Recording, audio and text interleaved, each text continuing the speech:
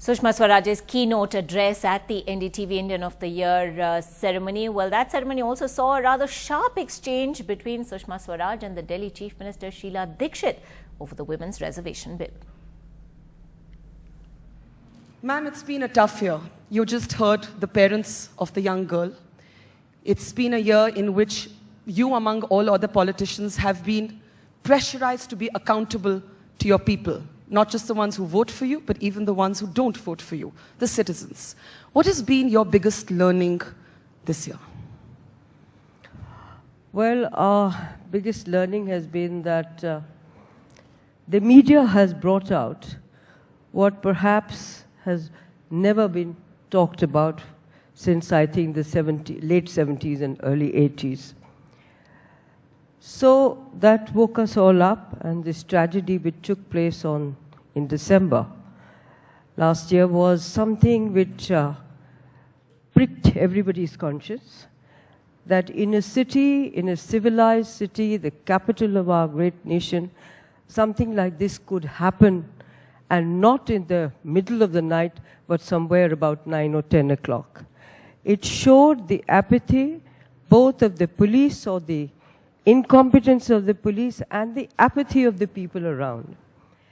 And I think what... apathy of the politician as well, do you think, initially? The politician was not available there. But it was the politician who reacted to it, and that is when the Justice Verma committee was formed, fast-track courts were formed, they're trying them out. And I think the outpouring of the people brought out this anguish, this angst against the situation very, very clearly. But I think it woke us up also, and woke up our conscience also. But I must tell you at the end of it all that it is not just the police or governance alone which can set this right.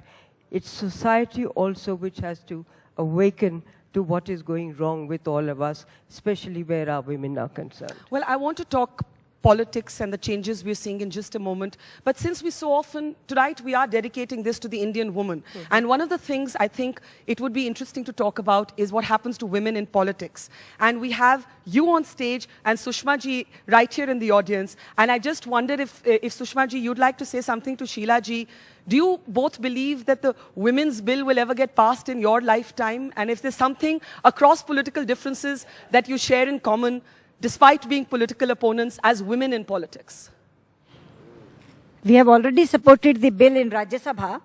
If the government brings the bill in Lok Sabha, naturally we will support the bill and get it passed. Ma'am, do you think it'll get passed in your lifetime? No, I'll tell you. When there is a will, Sushma ji, there is a way. Yes, we brought you bring the bill, not the will. Will is there, bring the bill.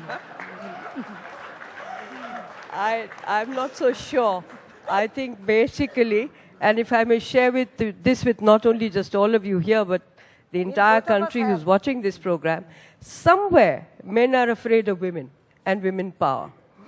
Ma'am, would you agree also in your party too? Rajnath ji is sitting next to you. Let me just finish. Barkha ji, we took the step of giving 50% reservation to women in our MCD. BJP ruled states did it much before than you did. No. All the BJP ruled states did it much before than you did. No, Sushma ji, I don't want to get into an argument of who did what. We did it. You perhaps thought of it, but we did it. Can I ask you a different question before I call the other guests in? Do you feel women in politics are scrutinized in a different way from men in politics? Is a completely different standard applied to them?